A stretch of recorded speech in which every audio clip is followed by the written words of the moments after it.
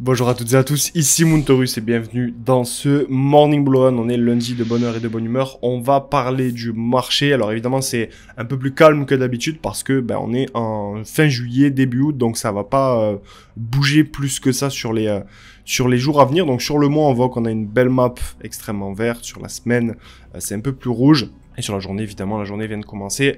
On a peut-être un peu plus de vert. Donc on va parler de quoi? On va parler du contexte général, on va parler des cycles crypto, on va parler d'immobilier également avec le marché des crypto-monnaies. Quel est le rapport? Quel est l'avenir du marché immobilier américain justement et en quoi la crypto a quelque chose à faire là-dedans. Et on verra également que les entreprises s'emparent massivement du Bitcoin avant de finir sur une analyse technique concernant Ether. Parce que oui, Ether est dans un niveau clé extrêmement intéressant. On va voir ça tout de suite. C'est parti.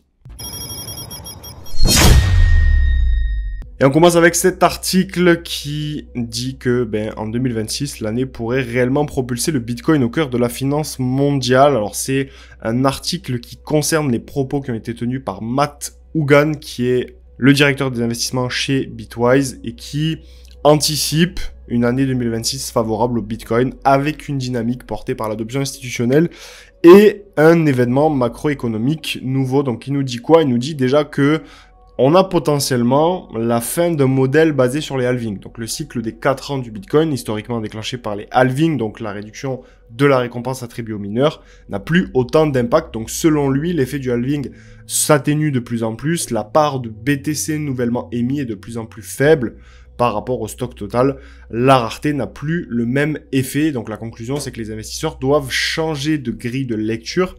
Les futurs cycles haussiers viendront certainement d'autres dynamiques macroéconomiques, comme c'est le cas avec les différents marchés financiers. Concernant les ETF Bitcoin, on a un changement structurel. Évidemment, depuis janvier 2024, on a eu les ETF Bitcoin au comptant qui sont autorisés aux États-Unis. Et ces ETF ont ouvert la voie à l'afflux massif de capitaux institutionnels, donc que ce soit les fonds de pension, les compagnies d'assurance, les fonds universitaires, etc. Et donc ces acteurs vont allouer progressivement une part de leur portefeuille en Bitcoin, ce qui réduit la volatilité de l'actif et augmente sa légitimité financière, bien évidemment. Et donc Hougan, lui, il estime que l'adoption prendra plusieurs années à atteindre sa pleine vitesse, mais que le point d'accélération devrait se produire autour de 2026. C'est ce qu'il dit dans cet article. Il parle également de la réglementation favorable. On en a parlé ici sur la chaîne depuis des mois. C'est toutes les lois un petit peu qui sont passées au niveau de la régulation qui rassurent les investisseurs, comme par exemple le Genius Act, qui est l'encadrement désormais actif sur justement les actifs numériques, qui renforce la confiance des acteurs institutionnels envers ce marché. Et donc, ce marché est en train de se structurer, de se professionnaliser. Et donc, c'est une bonne nouvelle pour nous en tant qu'investisseurs crypto. Donc, la conclusion, c'est que pour lui, on a une dynamique de 2026 qui repose sur une adoption institutionnelle forte, un cadre réglementaire stabilisé, une rupture avec les anciens cycles basés sur l'offre, donc basés sur le halving, et un nouveau profil d'investisseurs beaucoup plus institutionnel que retail. Ça fait vraiment des années pour le coup qu'on le répète. On répète que le prochain bull run sera un bull run institutionnel parce que, évidemment, ça va avec la régulation et pour qu'on ait un Bitcoin qui passe des niveaux clés comme ça a été le cas avec les 100 000 $, il faut qu'il y ait forcément tout un aspect, si vous voulez, institutionnel. Au bout d'un moment, il faut tellement d'argent pour faire monter Bitcoin que ça ne peut se faire que par justement un cadre réglementaire qui est très clair, une adoption institutionnelle qui est très forte, des capitaux, une liquidité qui arrive sur le marché qui est vraiment très importante. Et c'est ce qui est en train de se passer. Donc c'est plutôt une bonne nouvelle parce qu'évidemment, les institutions ne font pas ce genre de move pour rien ou au hasard. On va parler également de Christie's qui se lance dans l'immobilier 100% crypto. Donc c'est Christie's, pour ceux qui ne savent pas, c'est une célèbre maison de vente aux enchères qui vient de créer une équipe spécialisée dans les transactions immobilières entièrement réalisées en crypto-monnaie. L'objectif, c'est quoi? C'est de permettre aux acheteurs et aux vendeurs d'échanger des biens immobiliers sans passer par les banques. Oui, c'est assez fou. On a plusieurs raisons sur phénomènes qui sont évoqués dans cet article, notamment la discrétion recherchée par les ultra-riches. Et donc ce nouveau service, qui est dirigé par Aaron Kierman, répond à la demande croissante des grandes fortunes en quête de discrétion. Les transactions en crypto, en fait, elles permettent un anonymat bien plus fort qu'avec les structures classiques, donc les trusts, les sociétés, souvent traçables. Et donc Christie's affirme avoir déjà facilité une propriété à 65 millions de $ en BTC à Beverly Hills, une propriété qui est quand même assez magnifique. Donc il y a actuellement Christie's qui propose 1 milliard de dollars d'actifs immobiliers dont les vendeurs acceptent les cryptos. C'est bien haut de gamme, se trouve notamment à Los Angeles ou à Joshua Tree. Et donc l'idée, c'est est-ce qu'on va avoir finalement des crédits immobiliers en crypto? Christie's, et c'est là où c'est intéressant parce que Christie's discute déjà avec des banques pour intégrer les cryptos dans le financement hypothécaire. Donc la FHFA, qui est une agence fédérale, a récemment demandé à Fannie Mae et Freddie Mac d'évaluer l'intégration des cryptoactifs dans leur modèle de risque. Alors pour ceux qui savent pas qui sont Fannie Mae et Freddie Mac, c'est pas deux personnes, ce sont deux grandes entreprises financières américaines qui jouent un rôle très important dans le marché hypothécaire. Justement, elles achètent et elles garantissent les prêts immobiliers accordés par les banques et aux autres prêteurs. Et donc d'ici 5 ans, on peut imaginer que plus d'un tiers, en tout cas c'est ce que dit cet article, que plus d'un tiers des achats immobiliers US pourraient impliquer des paiements en crypto. Et donc ça forcément, en fait, plus vous avez une vélocité de la monnaie, donc plus vous avez une monnaie qui est échangée rapidement, et plus il y a de la valeur qui est créée, si vous voulez. Et plus il y a une demande forcément qui augmente, puisqu'on a de plus en plus de transactions, et donc forcément si ces transactions, un tiers de ces transactions passent par les cryptos, donc évidemment ça sera probablement que Bitcoin, Ether, pourquoi pas stablecoin, mais évidemment, ça va donner de la visibilité. Évidemment, ça va ramener de l'intérêt. Évidemment, ça va ramener de la crédibilité. Évidemment, ça va ramener des capitaux sur le marché. Et donc, c'est plutôt des conséquences indirectes qui vont nous concerner à nous, si vous investissez en tout cas sur le marché des alts. Alors, quand je parle d'alt, vous me connaissez. Je parle pas d'altcoin, de shitcoin ou quoi que ce soit, d'altcoin très volatile. Je parle vraiment d'entreprises qui proposent une vraie vision avec des vraies valeurs et qui veulent vraiment apporter justement de la valeur sur un marché donné. Et donc ça, c'est des altcoins qui pour moi font énormément de sens. Et donc si vous investissez dans ce type d'altcoin, eh bien on pourra avoir des conséquences indirectes via toutes ces news qu'on traite ensemble tous les matins, qui sont extrêmement bonnes pour la suite, de bon augure en tout cas pour la suite. Et d'ailleurs, quand je vous parle de news qui sont de bon augure pour la suite, vous voyez, j'étais en train de lire cet article. Bitcoin séduit les entreprises. Déjà 35 géants détiennent plus de 1000 unités. Faut se rappeler quand même qu'il y a 2 ans, ce truc-ci là, ce titre-ci, ça aurait été perçu comme de la magie, comme de l'hypothétique, vraiment. Parce que c'était pas possible qu'on ait vraiment des entreprises, c'était dans l'imaginaire collectif, c'était impossible qu'on ait des entreprises, des grosses sociétés qui sont cotées en bourse, qui détiennent des milliers de bitcoins et que le bitcoin commence à être adopté massivement. Ça passe jamais par les particuliers en premier, ça passe toujours par les institutions, par les grandes banques, par les grandes entreprises, et après ça vient les particuliers. Donc c'est pour ça aussi que je crois en une alt season qui aura lieu évidemment quand personne ne s'y attendra. Et donc pour moi, ça va être autour de septembre-octobre. Alors je vois déjà certains me dire en commentaire, oui mais Moon, on est au courant que ça va arriver en septembre-octobre, tout le monde dit ça. Ouais, mais en fait, ceux qui pensent qu'il va y avoir une alt season, qui n'ont pas peur, qui comprennent les nuances, sont très peu par rapport à la masse.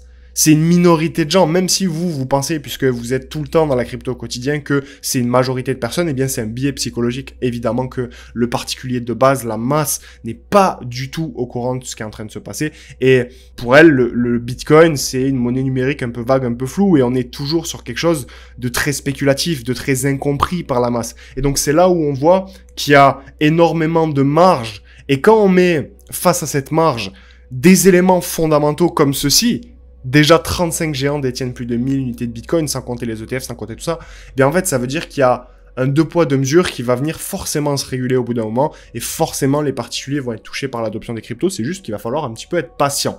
Et donc, ce que je vous disais, c'est que l'adoption du Bitcoin, elle connaît une accélération historique du côté des entreprises qui sont cotées. Donc aujourd'hui, on a 35 géants qui détiennent chacun plus de 1000 Bitcoins, soit une valeur totale estimée à plus de 116 milliards de dollars. Et donc ce chiffre marque une progression spectaculaire. Elle n'était que 24 au trimestre précédent. Donc ça veut dire qu'il y a quand même un bon nombre d'acteurs qui sont en train de se réveiller, qui sont en train d'acheter du Bitcoin massivement, et oui, même au-dessus des 100 000 dollars.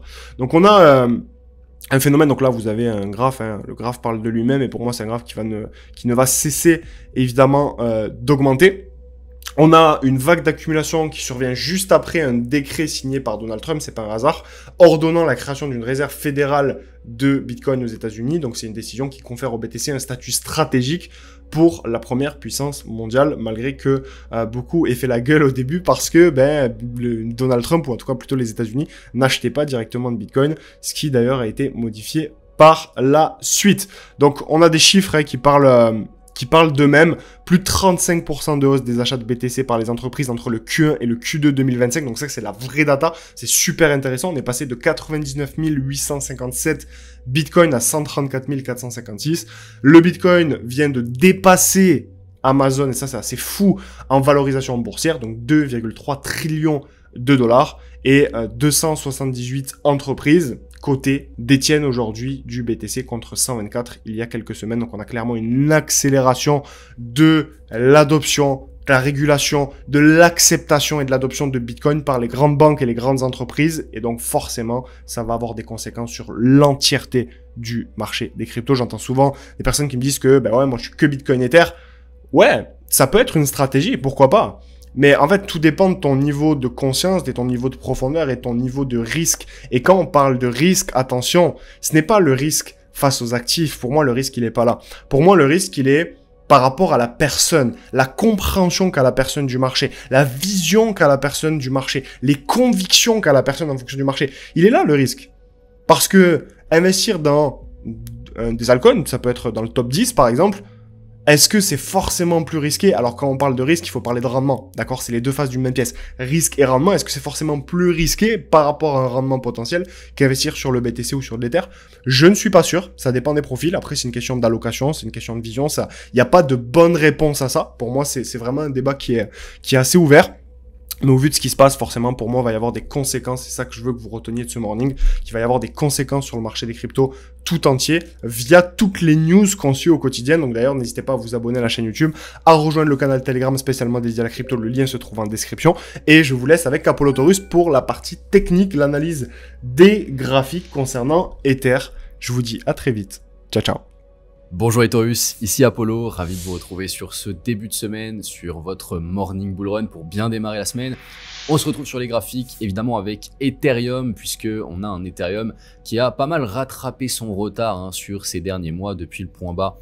Sur le mois d'avril, juste ici, on a formé une structure haussière, on a retracé à partir de cette zone de résistance, on est tout simplement revenu retester le déséquilibre, la fair value gap juste ici, on a pris notre élan pour repartir sur une nouvelle structure haussière, vous voyez, avec le point bas ici et actuellement, le prix actuel sur le point haut de la structure. On est venu retester cette zone de résistance, tout simplement, qui n'est pas l'ATH puisque l'ATH est juste ici, donc un petit peu au-dessus.